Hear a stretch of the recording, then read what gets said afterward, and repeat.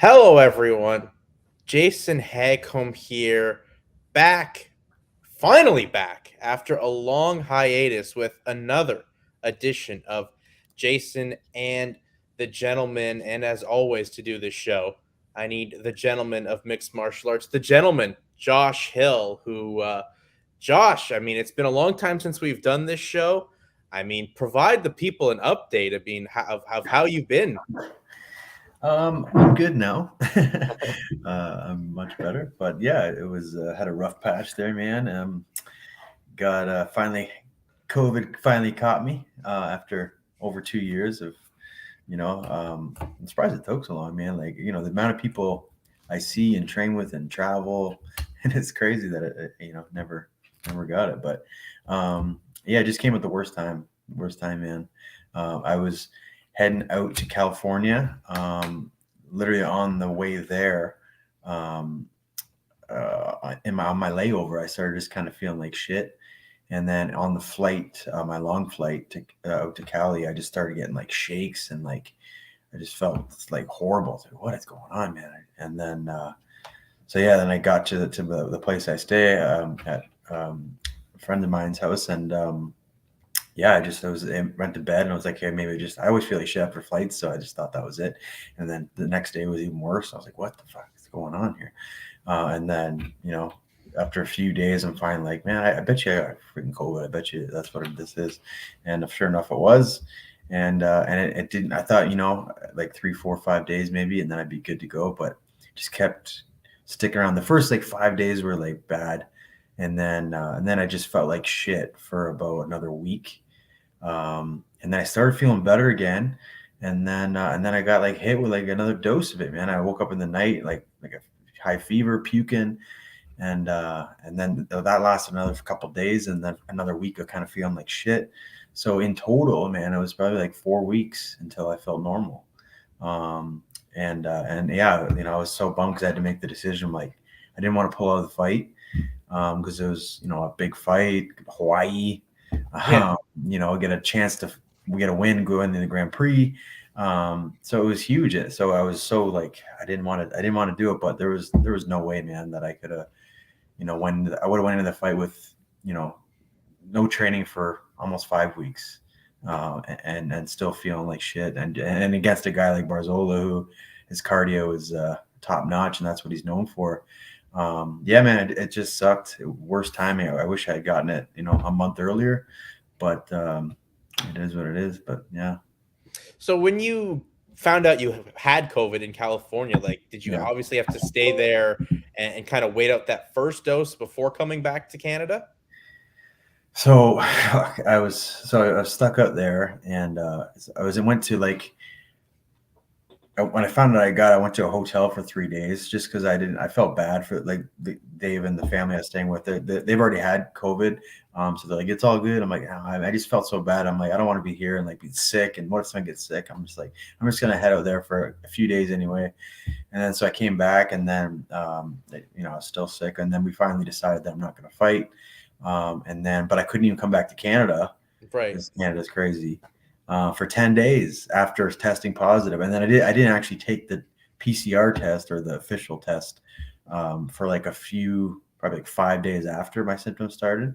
So really so I had to sit there in California and just like do nothing or recover, I guess. But not training, not doing anything, just away from it. It sucked, but and then finally 10 days was up, I came back, and you know, And then, as you said, you got like that second wave of it, yeah. which I guess I've never experienced COVID, but it can be that effective, right? It lingers with you. That's the biggest difference I found. It just lingers, man. It's when I don't get sick often. I actually have a pretty good immune system, and and when I do get sick, like when I get a flu, say 3 days tops, and I'm back to normal. I feel fine. That's what I thought this would be like, maybe a little bit longer, 5 days, but it just lingered. It just wouldn't piss off. And then like, I'd walk up a flight of stairs, and like my lungs felt all right, luckily, but it was my muscles, like my legs felt like I just ran like 10 miles, what I mean? Just shit like that. And just it just lasted a while. Yeah, I'd say I asked around a whole bunch of people too, like fighters especially, and I'm like, a lot of people are like, man, like I felt like garbage for 2 weeks, and then I didn't feel myself for another 2 weeks after that. So like 4 weeks total, and that's accurate, man. That was for me anyway. That was about that 4 weeks. Yeah, well, I mean, I guess hopefully, glad you got it and are now over it. Mhm. But I mean, it was definitely probably scary times for you for the first wave and then that second wave when you think you've finally beaten it. I was just more annoyed. I Fair wasn't. enough. I don't know. I don't get. I mean, I don't know. I guess for some people, for sure. I never get like that. I never think like, oh, this is life threatening or like that. It was just a sickness. Like I've had worse colds or sorry, flus, but it just the amount of time it just wouldn't piss off. It just got so frustrating. You know what I mean? And you're just like, I just want to move on and get back to training. And then once the fight was called off, I was just like almost in a depressive state because of that, and yeah, it was just shit timing, man. Honestly, God, and like just like, I could have had this in January, February, you know what I mean, Yeah. or last year sometime. It was just shit timing. Yeah, you pretty much had 2 years to get it, and just like the Yeah, biggest moment in your career, you yeah, finally end up getting the COVID. Well, thankfully you're over it now. yeah. I guess that puts your status now. I did see your face or Instagram post about like you're still the alternate of the tournament. Are you, is your management in talks with Bellator now that the Grand Prix is underway? I mean, I haven't talked anything about that since, but I mean, if I know if somebody gets hurt, like what are they going to do? I mean, I'm there. I was the official alternate before they decided these wild cards things. That way it wouldn't have made a difference anyway. But yeah. So if anybody pulls out or gets hurt or can't go on, then I'm hoping I get pushed in there. That would be ideal.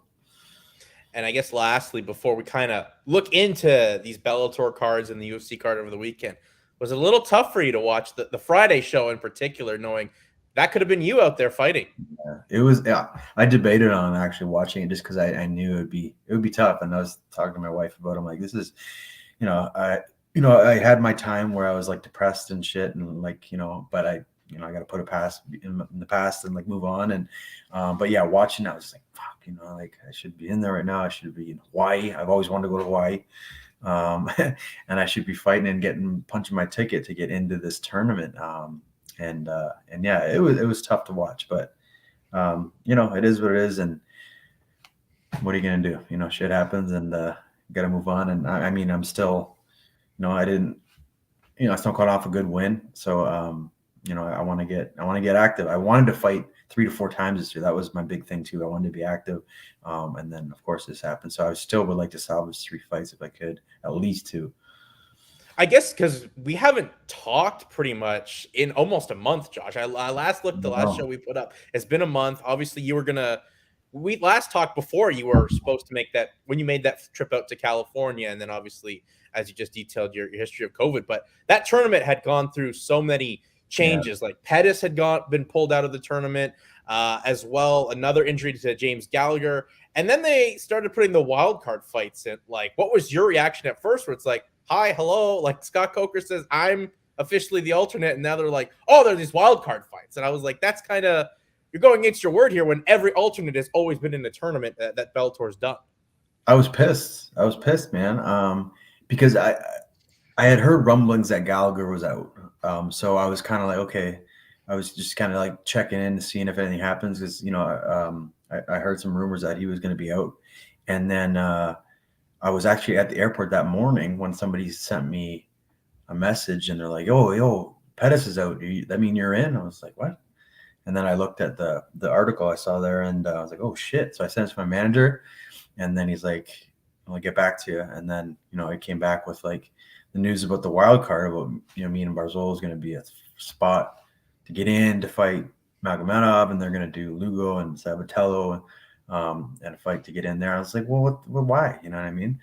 And now I know there's 2 guys out, which sucks, but I thought they should just would have put me in, and then Lugo, who's right behind me in the ranks, put him in on the other side.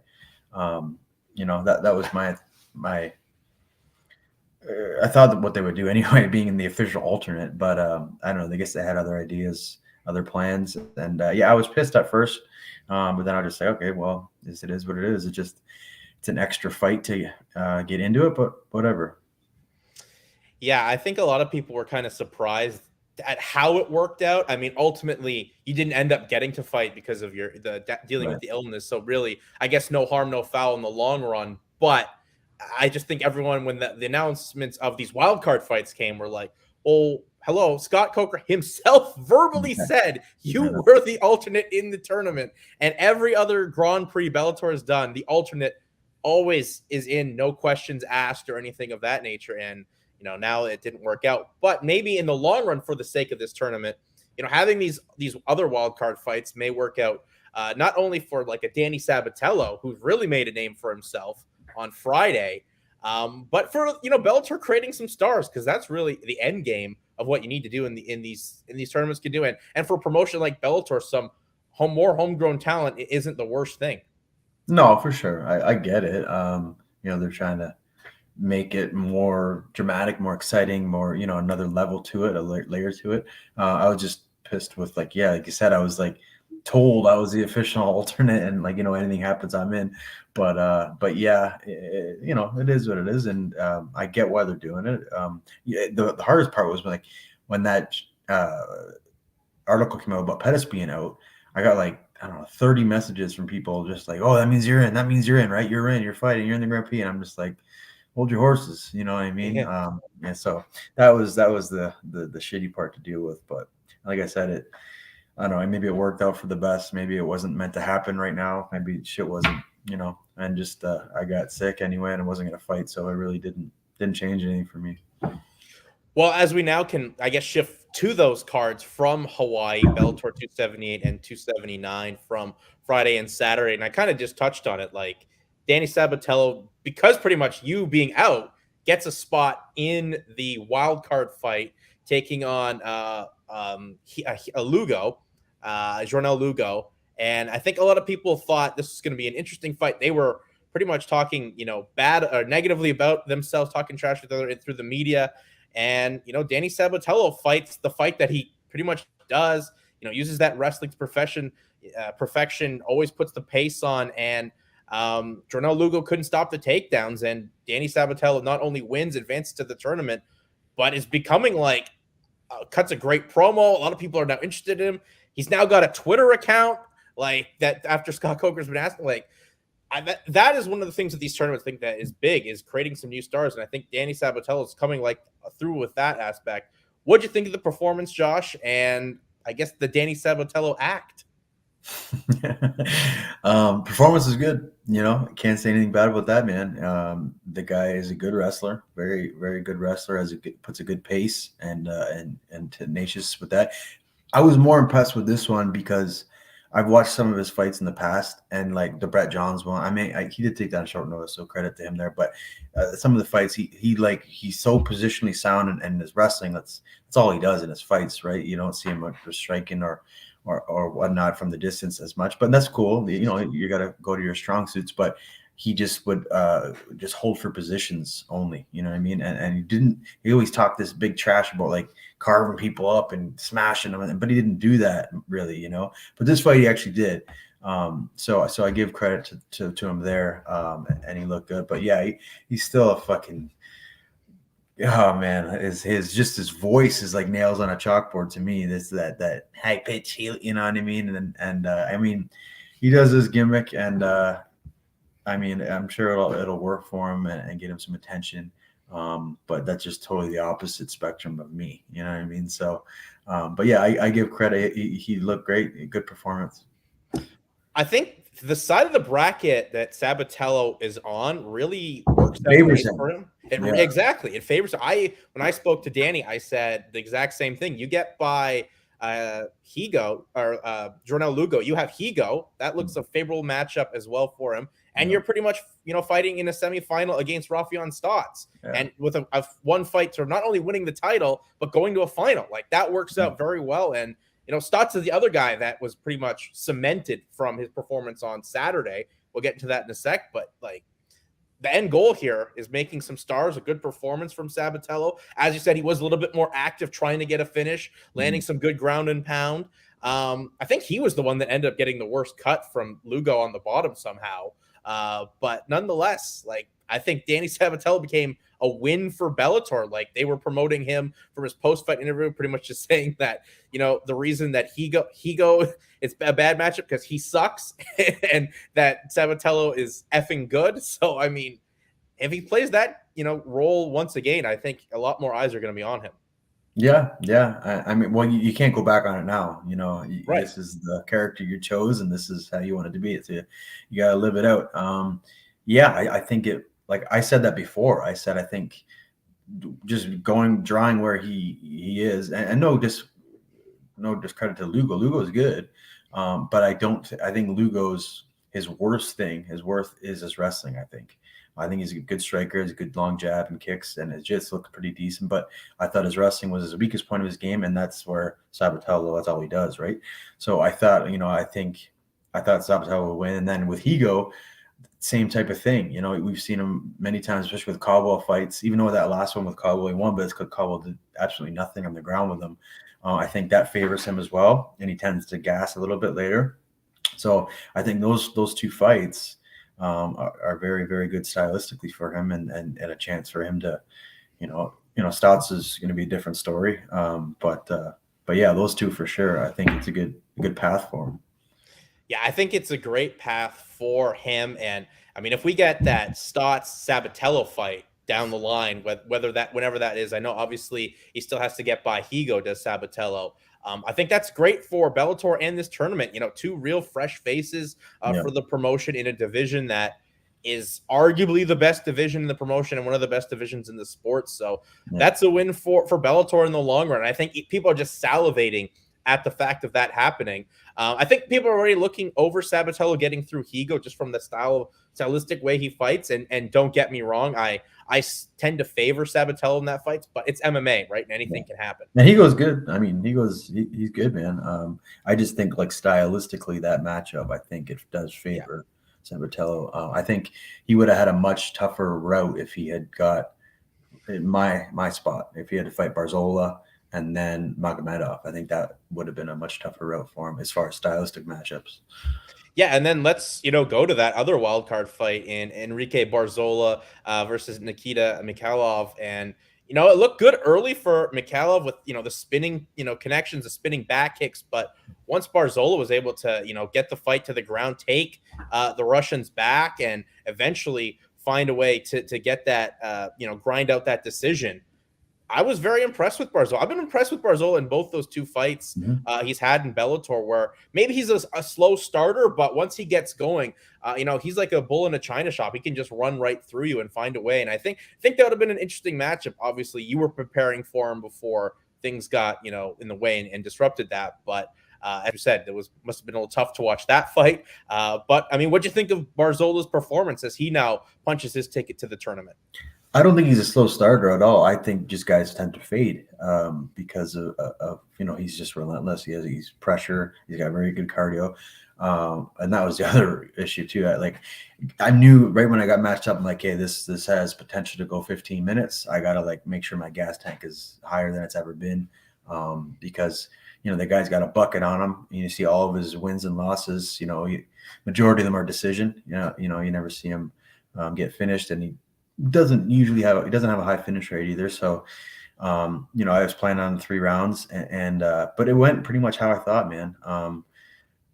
One thing we looked at with him too is he's defensively not sound as far as striking. He gets hit a lot. And he got hit a couple times in this one. Nikita had some nice ones like that spinning back fist and a couple other ones, but he's tough and durable, and he'll just keep pushing the pace.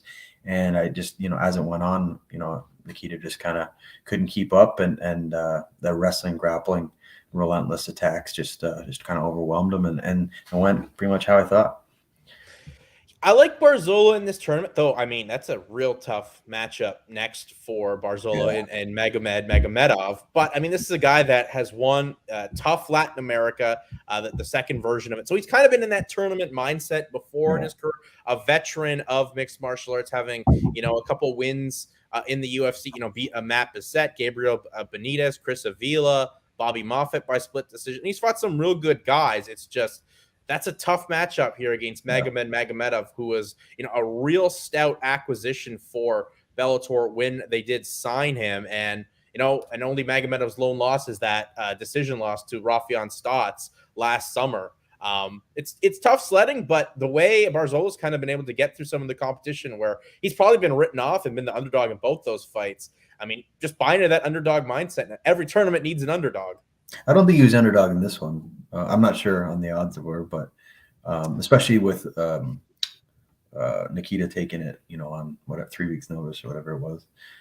But yeah, I think this one he will be. And I think this one, stylistically, I don't think favors him. You never know, but I think Magomedov's offensive wrestling and attacks are going to be a bit too much. And I think he'll end up on his back for a lot of it. I don't think he'll get finished, but I think I think Magomedov will probably get the decision out of it, I think, anyway, but you never know.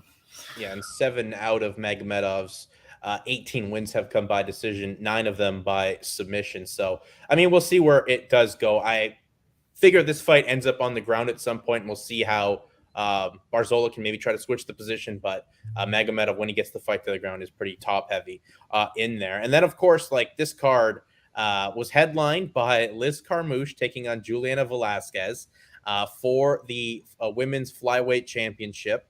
A bit of a controversial stoppage in the main event in the 3rd round, where it looked like it was pretty much Velasquez traffic through rounds 2 and 3. And then once we got into the championship rounds, Velasquez was really, once again in the driver's seat. But once Carmouche got in, got the takedown, and when she heard like the clappers kind of advance for that crucifix position and landed some good clean elbows that did connect, but there's like 5 seconds left in the round and they didn't look like they were causing any cuts or anything.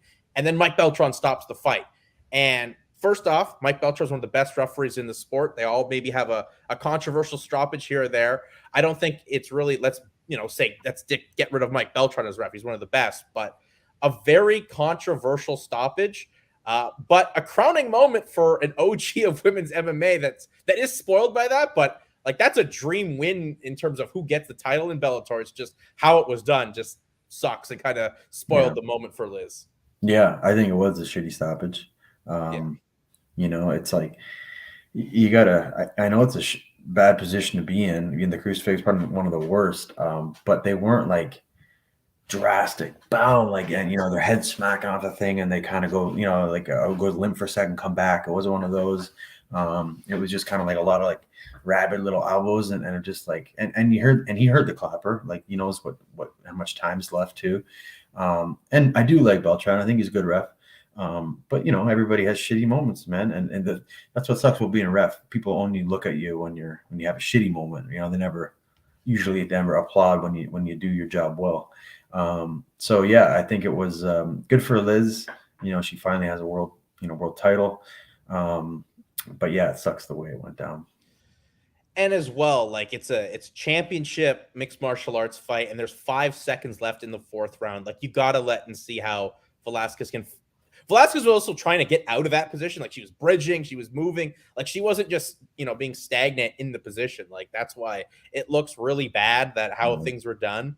Plus, like all the promotion going into the fight, like with the video packages was all Liz Carmouche. And granted, I know this was like a show dedicated to troops and everything, but like I saw 0 promotional material for Velasquez. And he, don't get me wrong, was the most forgotten champion in all of mixed martial arts.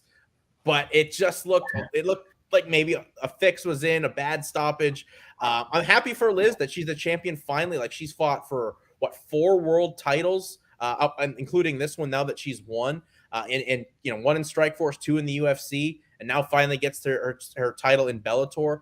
But yeah, just like everyone's going to remember the rough stoppage than Liz Carmouche finally becoming a champion. Yeah, it just sucks all around. Yeah, I mean, that if I had one knock on Bellator, it's their marketing. You know what I mean? It's their I think they take way too long to announce a lot of fights, and they don't that's their champ. I know it was Liz, and she's fight for the troops or whatever, and you got to push that. But yeah, you got to push your champ too.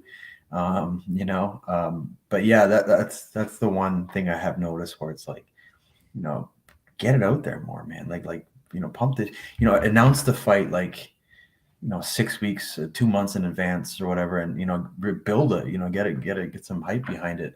That's just that's the only knock I have to say about it. Just like the lack of push, I think, with the promotion. Well, it's even just marketing the champion. Like Yeah. that champion beat. I know it was 2 years ago, but she beat Alima McFarlane, who you had marketed as one of the stars of your promotion, had a superstar entrance. Sure, her Yeah. fight didn't go her way, but that's a champion you want to market. And of course, she had a fight. I think she lost into Denise Keelholtz last year. But still, that's a champion in your promotion. You still kind of want to at least push. Like, what does it say about anyone else being a champion in your promotion where they don't even get marketed or anything like that? And I mean, I think over the past, 3 shows now that Bellator's had, there's a little bit of like, what's Scott Coker doing? Like, he doesn't even know the status of AJ McKee coming into this past weekend's cards. Like, that's one of your major superstars that you need to know the contract status of going into like negotiations if he loses. Like if you can't just bank on a champion, staying on that champion's clause, you got to know what's going on because Bellator needs those unique homegrown talents like McKee and especially Velasquez, who is a champion that you should have pushed and didn't. Like I bet you 10 out of 10 MMA fans would have barely known she was a champion in Bellator. Yeah, it reminds me of that. Who was the first? Was it 15 or 25-pound champ in UFC for women's? Oh, you know what I'm talking about? I know who you're talking about. Once I told him I can't even remember her name because what the hell is it? I can't remember. But that is it's like that. It just very easily forgotten, unfortunately. Yeah, I do remember, and I now have to look up the name because this would totally upset me if I don't. But I know exactly who you do mean for being the women's flight. Nico Montoya. Montano. I was thinking Montano. Yeah, that's right. Yeah, her. She was the champ, but like if you'd have asked 9 out of 10 MMA fans, they probably wouldn't even. Maybe I don't know. Maybe it's me, but you wouldn't really remember. I don't think anyone would, be considering she never defended the title. She won the title and never defended it. It was then vacated, and Shevchenko's been champion and been a dominant champion since then, and one of the pound for pound best fighters in the sport. But yeah, it's just Velasquez, not a rough go for her, and she was visibly upset, rightfully so, after how she lost, not only losing the title, but lost her undefeated record too, in like a fashion where she had 5 seconds left in the round and was moving. Like undefeated, your record now is a blemish on it. You lost your title and you're half your money. Yeah. You know what I mean? People always forget that. It's like you're losing half your paycheck from that. You know what I mean? That's why I always say this. I hate the show and win bullshit. You know what I mean? Because there's so many ways to lose in this sport. It doesn't favor the fighter at all. And I'm not going to fight to a lesser effort. You know what I mean? That's why we've talked about this a million times, but it just, you should just get a flat thing. And then maybe if you want to do an incentive, give a bonus for a finish or something like to push that if you want. But that's another reason why it sucks. Yeah, I mean, MMA, for the love of God, let's get out of the show and win money. Like, this is not 2006 anymore. We need to flat contracts for all your, especially if you're, a UFC, a Bellator, a PFL. Like, we can't just be like, oh, well, you lost, so we're going to pay you less. Like, no, especially someone who was a champion as well. So it's like in the NHL, MLB, any of those guys are guaranteed. Even if they get hurt, that's the big one too. Like we get hurt, we get nothing. Those guys get hurt, at least they're guaranteed a certain amount. They're kind of protected like that. But there's just so many, and I think our sport is way more potential for injuries.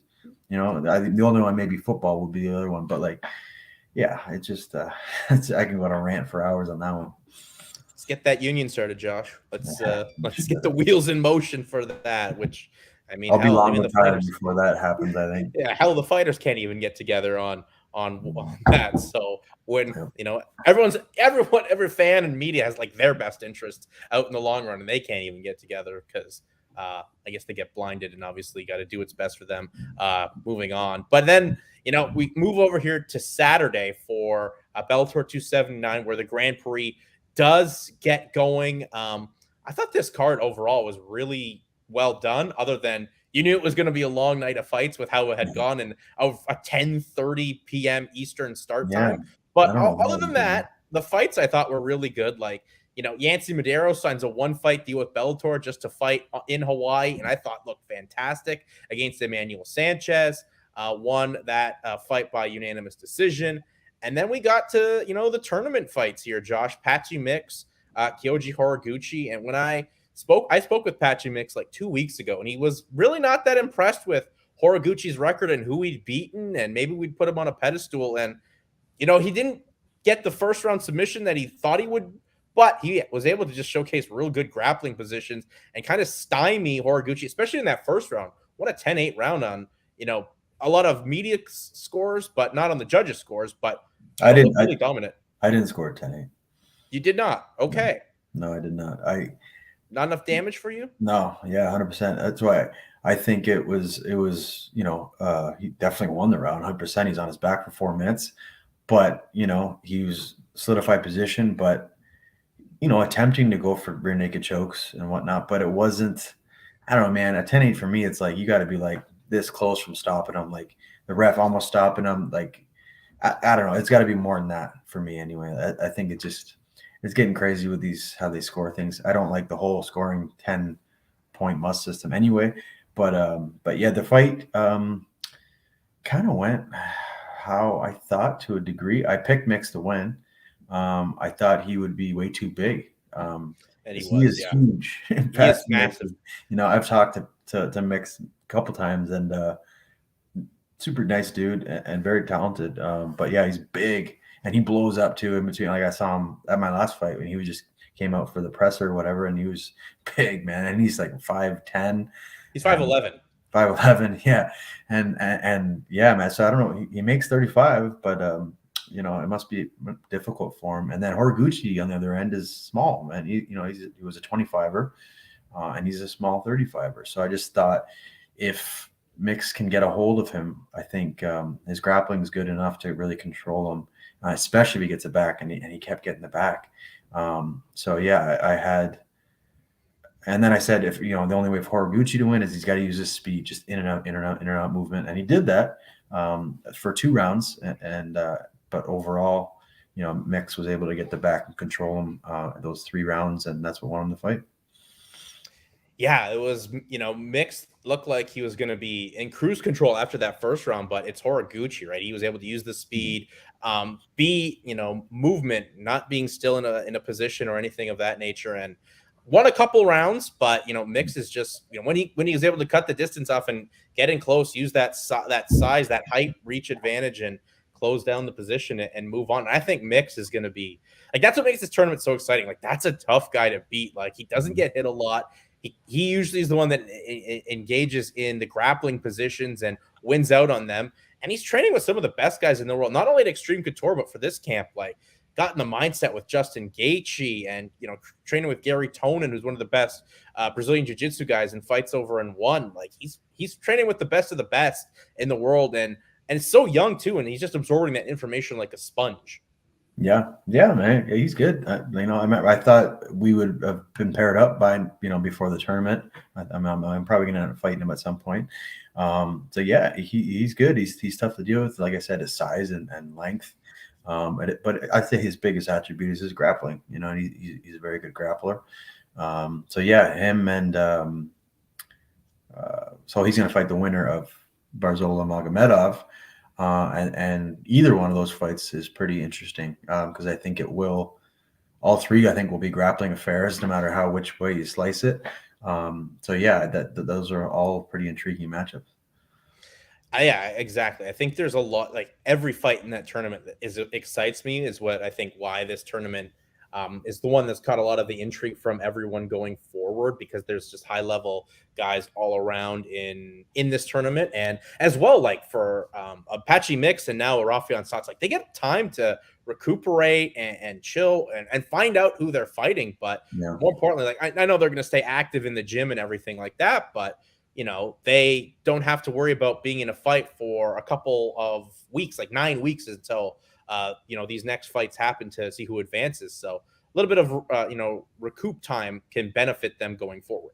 Yeah, it definitely can for sure, especially if you're beat up and whatnot. But yeah, sometimes you don't want too much time off. You know what I mean? Because so what's that? April, so it'll be 2 months, and then probably it won't book you for. It's probably 6 months, really, if you think about it, between the next fight, which isn't too bad. But but yeah, I'm sure they're chomping at the bit to see who it's going to be.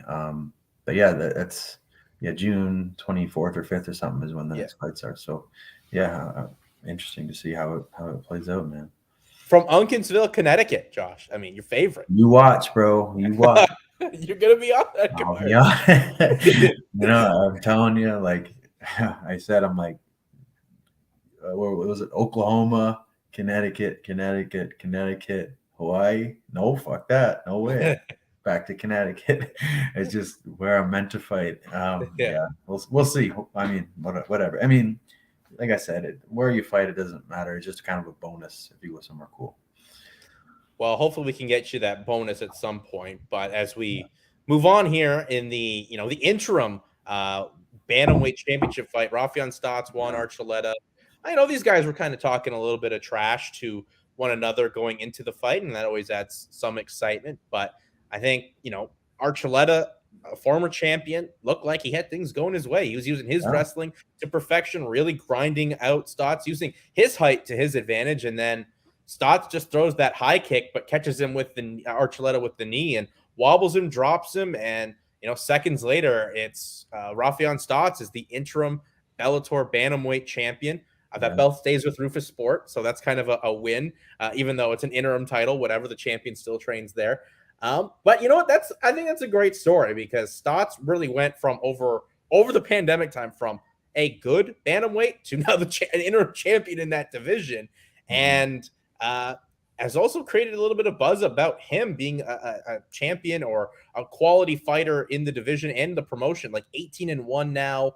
Only loss is to Merab Dvalishvili out on the regional scene before both those guys even got signed to the UFC at that point, or before Stotts signed with Bellator, I should say. But like, good for Stotts, like fun, entertaining guy, and now he's got the gold around his waist. Yeah. I picked him to win. I thought he would win, but Juan, you surprised me, man. Like, I mean, I know Juan's good, former champ. He's a stud, but like, just I think even Stotts was surprised too of just the way he went about the fight. He was in his face real quick with the punches, but then he shot in and really tried to use, and he took Stotts down too, which I think surprised him as well. And then just really kept pushing the wrestling on him, pushing against the cage, trying to control him against the cage. And then when they did break off, he was really mostly hands in his face. And yeah, I was, I had Juan winning the first 2 rounds, and I was like, oh shit, this is getting interesting. And then, yeah, just, that's all it takes, man, is just one shot. And Stotts threw a nice kick up the middle. And that's like, I always when I teach my guys to kick, when I'm teaching, it's like, bring that knee up to center line. Like, a lot of guys, when they kick, they come out so wide, and it's slower, it's more telegraphed, and it's harder to hit. With this one, bring the knee up the middle and then turn your hips through. The kick's just as fast, just as powerful, and you have the ability to kind of hit a guy like that with the knee, especially if he comes in, rather than come swing wide and get taken down from it. And that was perfect. Beautiful kick. And yeah, it kind of, the knee clipped Juan, and you could see him, like, his legs kind of went out, and a nice finish. So, and yeah, that was huge, man. Huge moment. It was a huge moment for the fight. Obviously, it was the fight ending sequence. Rafion Stotts is now the interim Bellator bantamweight champion. And he's such a fun, entertaining guy. Like, the promotion's kind of getting behind him as well, and it sets up to potentially 2 new faces of the company that we talked about, Stotts and now Danny Sabatello, potentially fighting at some point down the line. As we said, Sabatello still has to get by Higo in this tournament, but hey, I'm going to enjoy this Rafion Stotts run as champion as well, because he's really earned the stripes. He's fought his way on through, and he did it decisively. Didn't have to worry about a controversial decision. He took the destiny in his own hands.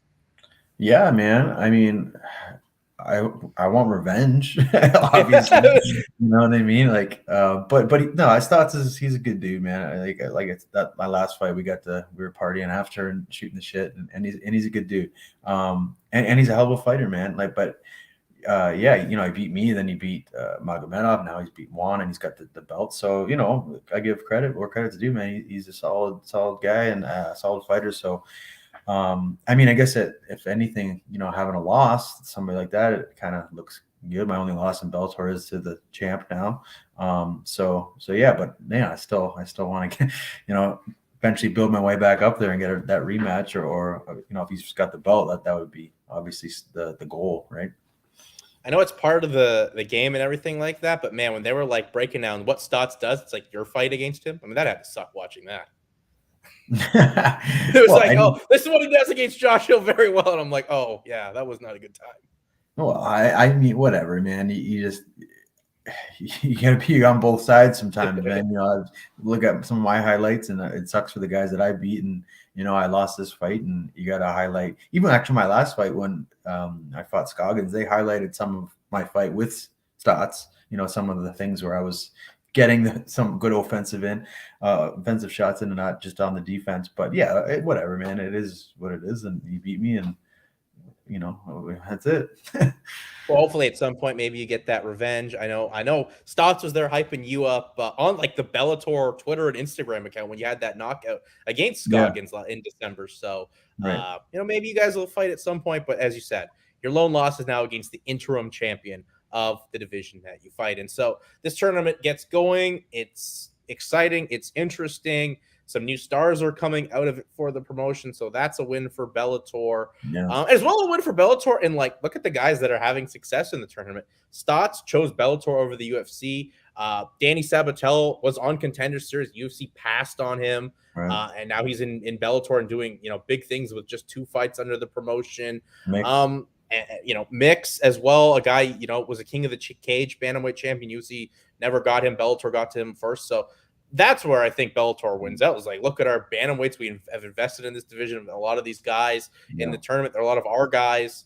And this division right now is like top division in the sport. So, it's a win-win for Bellator with the quality going on from the Grand Prix. Yeah, 100%. And like you mentioned, it's they're all, not all, but majority are Bellator. They're not ex-UFC guys. You know what I mean? They're their own guys, like Stotts, like Mix, like Sabatello, I mean, Archuleta. Juan Archuleta. The only ones that were former are Pettis and Barzola. And Barzola was at 145. He's not, and Horiguchi, yeah.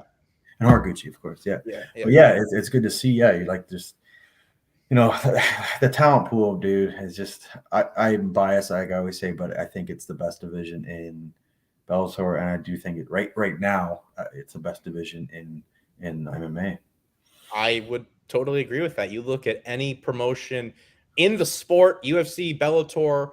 I don't know why PFL doesn't have one. I mean, I don't know. I don't understand that one at all. But LFA, when they have their bantamweights fight, they're always exciting. Or any promotion really. Like any promotion that has a 135er, it's going to be an exciting fight. It's going to be quality, and the depth is so good right now at 135. It's kind of like what lightweight was a few years ago. Don't get me wrong, lightweight's still one of the best divisions out there, but I think 135 has kind of surpassed it. Yeah, I totally agree. I always thought it was probably lightweight was probably the best, but as of right now, I think bantamweight's kind of the top dog. As well on this card, we had Ilima Farland finally make her return. Had the amazing entrance of the year every time she fights in her home state of Hawaii. But one of those fights where sometimes cage layoff is a real thing. Like, she fought a tough girl in Justine Kish, who had been active, had fought back in February, and Kish won a unanimous decision, and rightfully so. I thought I had it 30-27 for Justine Kish. She finally gets a win, her first win in a long period of time, but beats the former champion in that division, and gets her name out there a little bit, where there's maybe some question marks about Ilima McFarland. I think she'll be fine, just getting more active and things like that, but that wasn't the performance I know she wanted. No, for sure. And you can kind of tell, like, it just wasn't, things weren't clicking, things weren't moving. And not to take anything away from Kish, because she fought a smart game plan, but she kind of just stifled all the takedown attempts and just had that dominant top position and kind of controlled against the cage. And she was just kind of ahead everywhere, really. And Ilima just couldn't really get anything going or get anything off, and that might be a long layoff, and who knows, right? But it just wasn't one of those nights for her. And yeah, we'll kind of see where she goes from here. I heard she was talking retirement possibly when she got injured there. Don't know how that played with her mind going into this, but we'll see what she does. Yeah, hopefully she finds a way to continue to fight, because she's another homegrown Bellator talent, and Yeah. they're kind of cornering the market and getting things going again on these Hawaii shows. She's always a big part of them. You need a lot of those Hawaiians. As we talked about Yancy Medeiros, he had a great fight against Sanchez, but I thought he fought so well enough that I hope Bellator gives him a 3-fight deal. Like, I'm sure they will. You know what I mean? He's the way he fights too. He's very he's fun to watch. And I felt bad for Manuel Sanchez though, dude. Like I did too. He's such a good fighter. Like he's super super tough, super skilled, amongst the top. But he just had, I think it's like 4 losses in a row, and all to studs. Pitbull and Kennedy and Yancey, and he had one other one against a top guy. But yeah, he just can't seem to get the back on the win column, and it was a super entertaining fight. That was an awesome fight to watch. It was really the best fight to kick off the card on the main card. And the other loss you're thinking of was that Mads Burnell fight last Mads Burnell, that's right. Yeah. So, that's, once again, another stud, as you were talking about there. That was at 145. But, hopefully Sanchez can find the win column at some point. And the main event of this card, too, was Cyborg versus Arlene Blencow, a rematch. I don't think a lot of people were really jumping for joy at the rematch, but when you look at 145 in Bellator right now, it was supposed to be Sinead Kavanaugh, but she tore her ACL, so that's out the window. So welcome back, Arlene Blencow. It went 5 rounds. Blencow proved her toughness. I applaud her for that. But really, once again, Cyborg, when she's in there with a lot of these 145ers, shows there's levels to this game, and really Blencow had like a moment here or there where she tagged Cyborg, but could never really follow it up. And, Cyborg in some ways maybe playing with her food, and defends the championship. And that's her last fight on her contract too. So that's another big renegotiation for Bellator, or we'll see what happens, because she's calling out Kayla Harrison, who's back in PFL. Yeah. I thought it would be maybe first, second round finish for sure. But that Arlene, man, like, she showed obviously toughness for sure, because she went all 5 rounds and took some big shots, but she landed, man, some good shit, and she was right in there with her, and really, it was a good fight. I enjoyed watching it. I thought that was a good fight, and I think Cyborg fought a very technical, smart fight, and you've seen that way more ever since the Nunes loss. She's really tightened things up, you know what I mean? Just like Gaethje has done. Instead of getting brawly, they're just staying so technical, and they look way better. They still look just dangerous. So, we'll see. It's interesting. We'll see what they do with her. Who else is? We said Kavanaugh, but she'll be out for a while. And then I don't know. We'll see. There's 45, man, for women. It's so shallow. We've talked about this, right? It's like, well, there is no 145 except really Bellator is doing it. UFC doesn't even have a division, and PFL's like 155. So other than like 125 and 115 in women's MMA, there really is no, and 135. There's really no divisions in the sport. No, there's like 4 girls, 5. Like it's between 45 and 55. There's not. I don't know. The only fight you can make really is Harrison and Cyborg somehow, but she re-signed with PFL, so that's not going to happen there, or in Bellator. Who knows? I don't know. We'll see.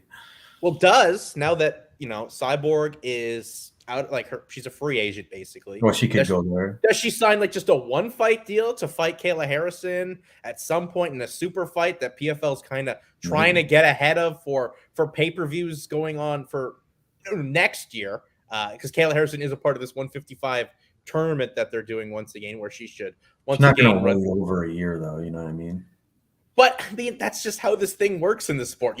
Coker's going to try to, renegotiate, get her, because she's so valuable to that promotion. Yeah. And, maybe they do the cross promotion thing, but like I said, cross promotion never works in MMA, especially even with Scott's, Coker's comments basically like, oh, they're all this name calling. We don't like that. That's not how you do a business. I'm like, it's MMA, Scott Coker. You've been in there too long. You should know how things work like that. But maybe she signs a 1-fight deal at some point. Like Cyborg is a fighter that she doesn't need to be in a rush to fight.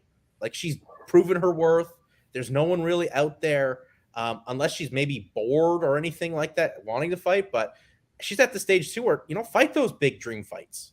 Yeah, yeah, but that's what I'm saying. I don't think she's gonna wait over a year for it. You know what I mean? Like, and then what if flukishly something happened in this tournament to Harrison and she slips on a banana peel and loses one of these fights? That kind of takes That's why we away. should be mad at PFL for matching the offer to Kayla Harrison that Bellator had like literally said like Kayla signed, sealed, and delivered, and they matched the offer. When you match the offer, it goes right back to Yeah, PFL. So we should all be mad at PFL. yeah, and I just like I said, like that Harrison really is the only real big name in that, and because they built her up, credit to them. But like that's why I mean, again, I'm biased because I'm a 35er, but I think they should not have a women's 55 tournament. It should be a 35 men's, like just because of that the talent pool is way deeper. Yeah, I don't understand what PFL is like not doing a 135 men's tournament. I have no clue. I thought for sure when they were talking about new weight classes, that was like weight class number one we're adding is 135. Yeah. We're adding bantamweights, but no, it's not going to be like that. There, obviously, you got to have your heavyweights, your light heavyweights. You have to have a welterweight tournament because of Ray Cooper III. He's a star for you. Then maybe not a super draw, but he's a star and a name for them. Plus Rory McDonald as well. Lightweights because you still have Pettis and that division's crazy. But I really thought 135 is right there. There's so much talent up there to sign. Like I don't know how you don't do it. Come on, PFL. I don't get it either, man. I don't get it. I remember when I was a free agent, I was like I was waiting to see if PFL was going to do the bantamweight season, and then there was talk of it. They said maybe 2021, and then nothing came of it. Well, you obviously made the right decision of signing with Bellator and where they have a 135-pound division and are actually doing a tournament that everyone had wanted them to do, and they are delivering on that. But but yeah, this was, I thought, a fun couple events for Bellator. I mean, we didn't even get to talk about the AJ McKee Pitbull fight out in San Jose. Like I thought, McKee lost, and I thought he rightfully lost that fight. Thought Pitbull fought the perfect fight, wasn't too emotional. Got in when he needed to get in, was able to, just avoid being, up in bad positions like McKee had him in the first time. And also, AJ McKee's father, Antonio McKee, telling us up 4-0 in the fourth after the fourth round. That's horrible coaching. I know it's his dad and everything, but you have to have eyes and see that, like, he's lost a couple rounds here. Yeah. I mean, I always say I want my corners to be honest with me, unless he actually did really think that. I'm sure he did, but come on, like. Yeah, I don't know where he was getting that from, but yeah, I did. I had Pitbull winning. I thought it was close, but I thought Pitbull did enough, and I don't know. McKee, I guess because the fights that I've seen with him, he's like they haven't gone to real deep waters, and he's just been so like sporadic and explosive. I didn't get to see him deep in a technical fight. And I was less impressed with this one than I was in previous ones. And I know he's fighting Pitbull, so it's hard to do that kind of shit. But yeah, like it's the last one with Pitbull, he caught him right real quick. The one with Caldwell caught him in that awesome guillotine. Yeah. Another one I watched, the Georgie Kakarkian caught him real quick. You know what I mean? Like, so I haven't got to see him really go a long time. He had one other fight that I didn't get to see, though, that he did go third round, I think. But yeah, I was like, I mean, he's still a stud. He's still awesome.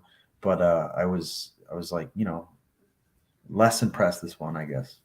He really felt like doing all the media and the press, like he was just going through the motions. Like either he thought he was so confident it was going to be another quick night for Patricio in there, and he was going to get him out early, or he looked so uninterested to be involved with anything with this fight because of how well he did it. Maybe it was the weight cut, because all he's talking about now is going up to 155, and he's done with featherweight. Maybe the weights, finally got to him, and credit to him. I want to see him, be at the best, so go up to 155.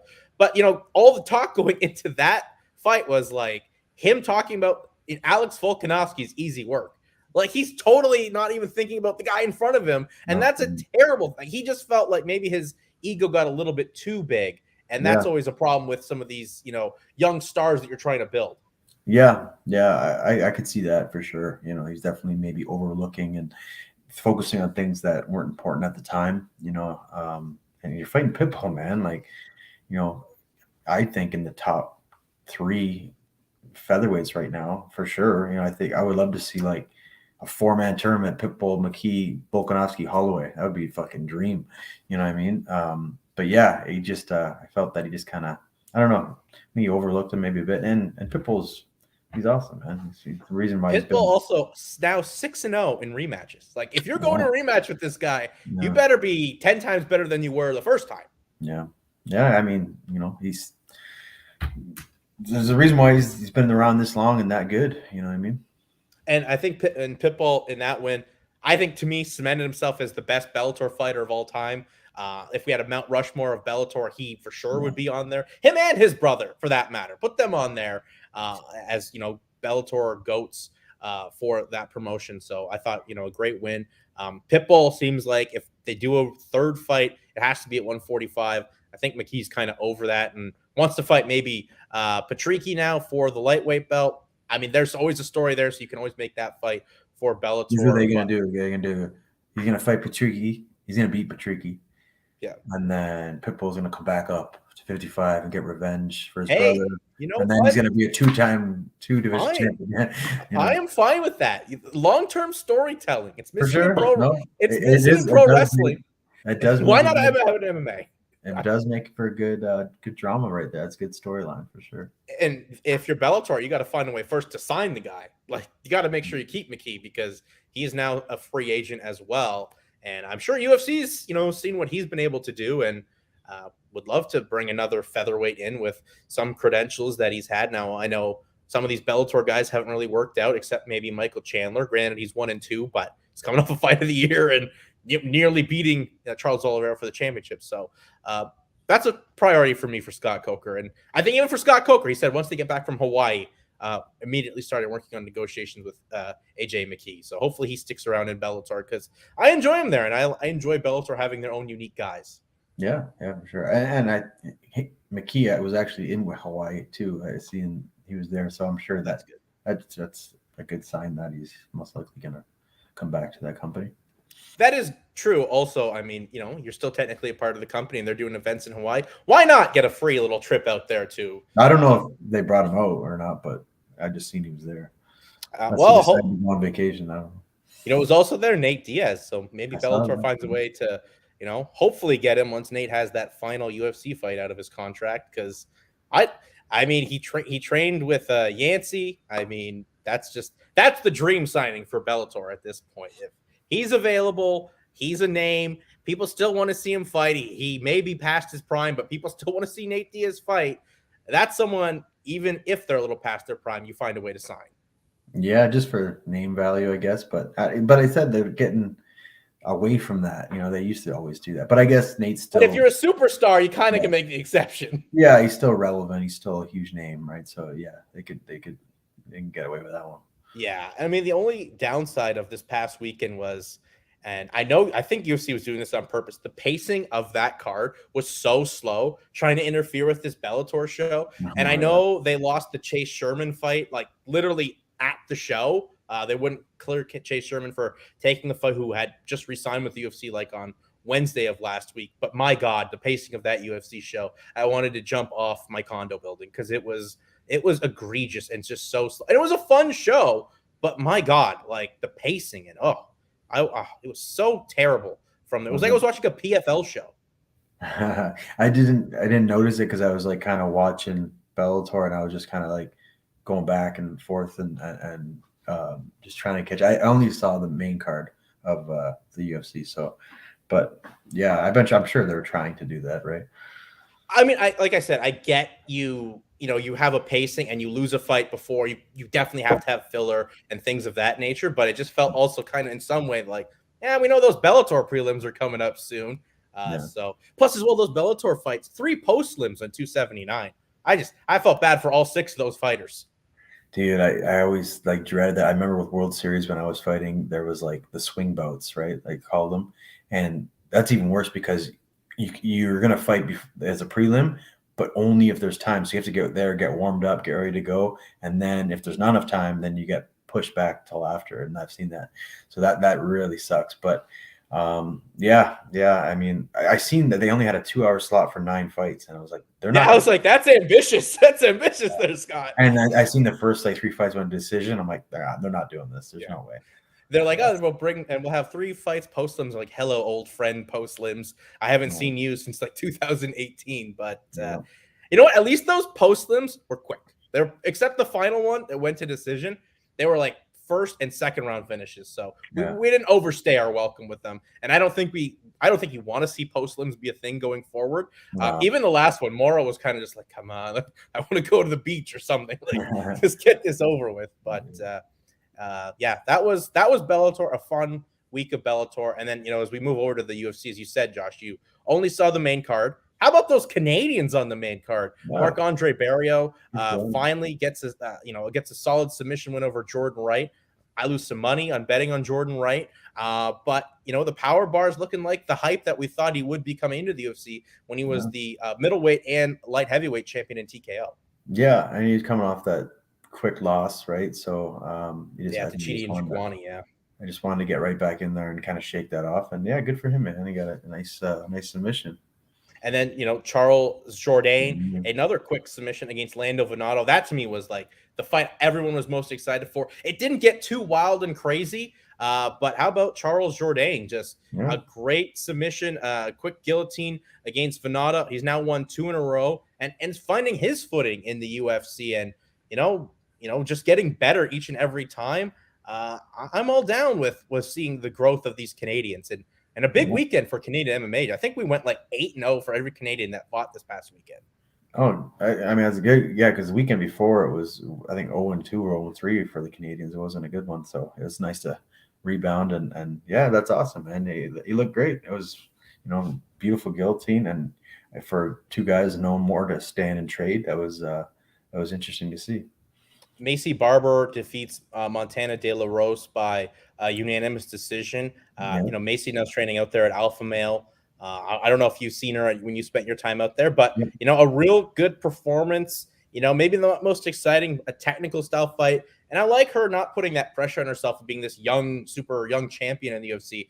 If it happens, it happens. She's just gonna kind of take that trajectory of her career, by her hands, but not try to force anything. As she should. I didn't realize how young she was. I thought she was older than that. She's only like 23 or 4 or something like that. She wanted to be a champion before 25. Yeah.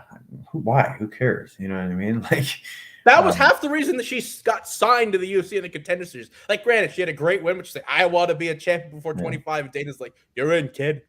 Yeah. No, I mean, I'm glad she's kind of shifted her mindset to, just keep winning and fighting. I mean, who cares about ages or when this and that? And so that's good. I'm glad to see that.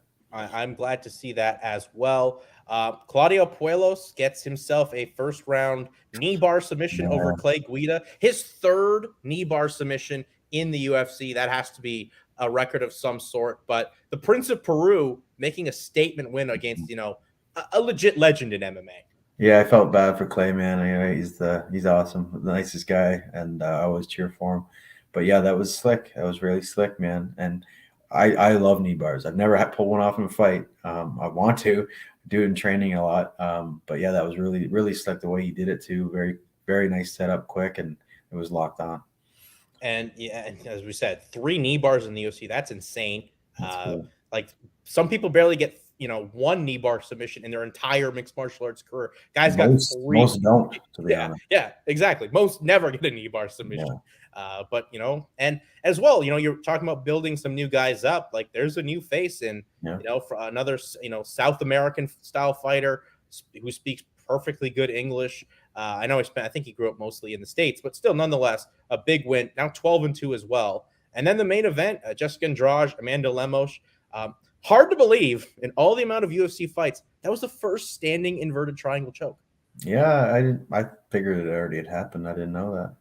I didn't know that either. I was kind of surprised, but welcome to the history books there, Jessica Andrade. And, she moves back down to 115, which I think is a bit of an interesting decision, but maybe she sees that's her best path to a championship after already, beating the girl that is the champion now at 115, Rose Namajunas, and having fought at flyweight for the title and realizing things didn't go her way at all. So making the move down, and Jessica Andrade is proving why she's maybe the most maybe the most underrated girl that has ever fought in the UFC or MMA as a whole.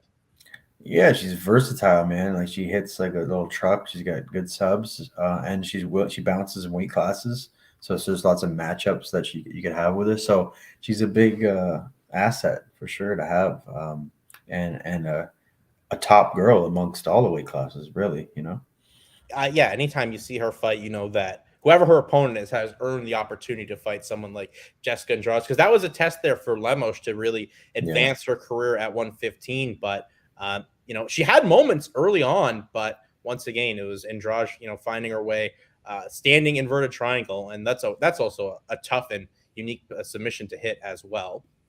especially as a shorter person.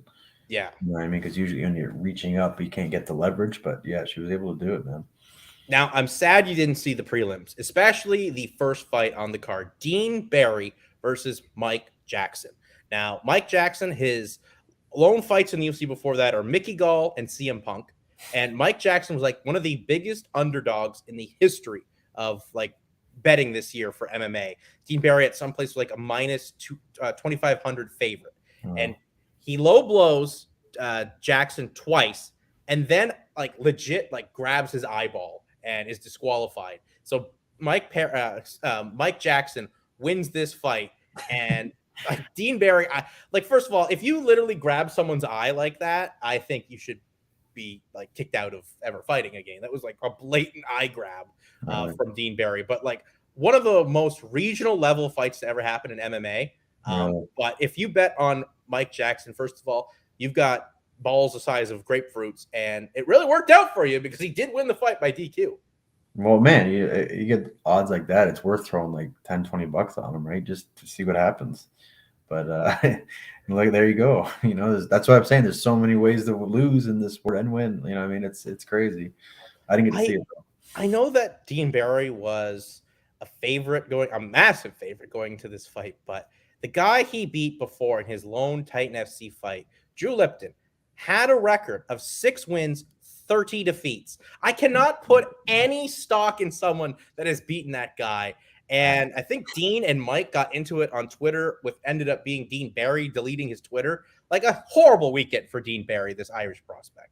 That sucks. But yeah, 6 and 30. Like, man. I can't put any stock in you. Like this guy's job, he's literally Barry Horowitz on like Superstars in like this on Saturday mornings. Like that's his job to pretty much put you over. I've seen so many guys that have done similar things, and you look at they're like 8-1 or 10-1 or whatever, and all their wins are like 2-6, 1-0, 0-1, 0-6, 0-1-4, and then 6 and 30, shit like that. I understand it's maybe at an early stage trying to get some confidence, trying to build it up again, get some wins under your belt, then start taking some tougher fights. But like this was his last fight, you said? That was the last fight before he had this fight with Mike Jackson, who man. they had tried to make not once, not twice, but this was the third time they had tried to make the fight. So 2 times it fallen through. The third time finally was. It's more. I mean, like for him, it's like sure, I'll fight this guy. So I get it, but it's more the promotion that is like doing that. Like in Ontario, that would never get approved, right? Exactly. Yeah, the fight beforehand, right? Yes. Yeah. Like, what was his record, Dean Barry? Dean Barry's record coming into this fight was 4-1. Oh, so he did. Oh, okay. I thought he had a lot more fights than that. 4-1. I think he's had a bunch of he's like a Muay Thai or kickboxing champion that converted to mixed martial arts. Okay. So that makes a bit more sense. Then he has a background there, but 4-1, like that's pretty crazy that you're in the UFC at that level, unless there's somebody like you said, as a champion, Muay Thai champion or something like that, kind of. But yeah, man, that sucked. I didn't get to see the fight, but that sounds like a shit show. It was. It literally, I think we've called better fights than that fight, and that was on the pinnacle of mixed martial arts. I was so happy I got to see it, though. It was literally like I had just switched over from watching the Tyson Fury, Dillian White fight, like this spectacle, 2 of the best boxers in the world, to 2 dick kicks and a full-on eye grab. Like it's just like a comical scene of comics from mixed martial arts, and I was at least happy I got to see that. And yeah, tough weekend for Dean Barry. Not only loses the fight by DQ, but then loses the Twitter debate and deletes his Twitter account at the hands of Mike Jackson. So Mike Jackson 2-0 against Dean Barry this weekend. Lastly, did you get a chance to see any PFL, Josh, this on Wednesday? I have not, no. Did you even know it was on? I did, but I only seen like a couple days before. I forgot it was on Wednesdays. I just totally forgot. And then I seen the preview. So the first half of their season is all over the place. It's Wednesday, this Thursday, and then next Friday. So there's no consistent date for that. But I mean, the main event, fight of the year candidate, Jeremy Stephens in Clay Collard. The highlights of it. Yeah, looked like a burner. Yeah, it was fantastic. It lived up to everything you thought it would be. Just two dudes standing, punching each other. Even when Collard took down Stephens, he literally just like tripped him and would just walk away like we're standing and banging. Or say, prove that he can do it. Yeah. I mean, good for Clay Collard. Like, 2 years in a row, he starts out these seasons beating UFC vets and a former lightweight champion last season against Anthony Pettis, who is in the tournament, but I believe is fighting in 2 weeks in May 6th, and then against Jeremy Stephens now. So good for Clay Collard. That's awesome, man. He needs to stick to MMA. I watched him box on Christmas night on one of the Fox PBS shows. And he didn't look great at all fighting, an up and coming like Cuban prospect. This is the sport for him. Please stay in MMA, Clay Collard. The gimmick was cool for a while. You're doing both, but this is the sport for you. And I want you to take less head trauma than you need to take. I mean, every fight he takes some head trauma. He takes it, but yeah, his head would be like dark red if it was a video game. Yeah, exactly. So that was pretty much the wild week of MMA. And as I said, I think Canadians went 8-0. Canadians went like 2-0 on PFL. Marius Sean Shavik won in the middleweight fight on the LFA.